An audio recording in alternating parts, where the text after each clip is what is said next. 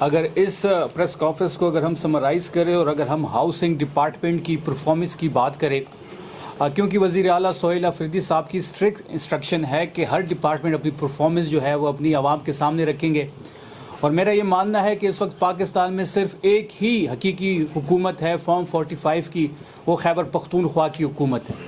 جب آپ کی حکومت حقیقی ہوتی ہے، آپ فارم 45 کے ذریعے اقتدار پہ براجمان ہوتے ہیں، تو پھر آپ خود کو اکاؤنٹیبل سمجھتے ہیں اور آپ اپنی پرفارمنس جو ہے وہ عوام کے سامنے رکھتے ہیں۔ اس سے پہلے ہیلتھ ڈپارٹمنٹ اور ابھی ہاؤسنگ ڈپارٹمنٹ کی پرفارمنس آپ کے سامنے، اگر ہم اس کو سمرائز کریں تو خیبر پختونخوا حکومت سستی اور معیاری رہائشی سہولیات کی فراہمی کے لیے مؤثر اقدامات کر رہی ہے۔ پی ٹی آئی حکومت نے بانی چیئرمین عمران خان کے ویژن کے تحت رہائشی منصوبوں کی کامیاب تکمیل یقینی بنائی۔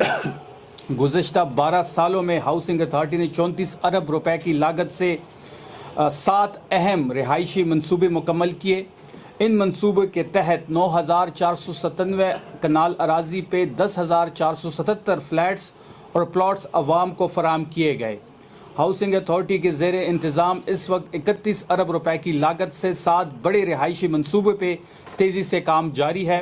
جاری منصوبوں کی تکمیل سے 38,784 فلیٹس اور پلاٹس عوام کو میسر آئیں گے۔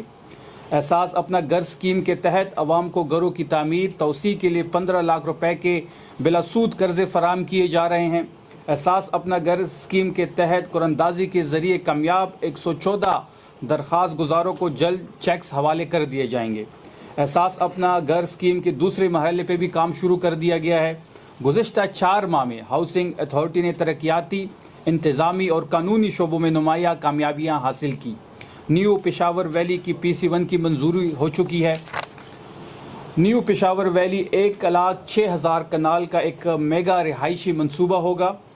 جرما ٹاؤن شپ، بنی گل سٹی بنو، ہنگو ٹاؤن شپ، اس کے ساتھ ساتھ دنگرام ہاؤسنگ اسکیم سوات اور میگا سٹی نوشہرہ پر تیزی سے کام جاری ہے۔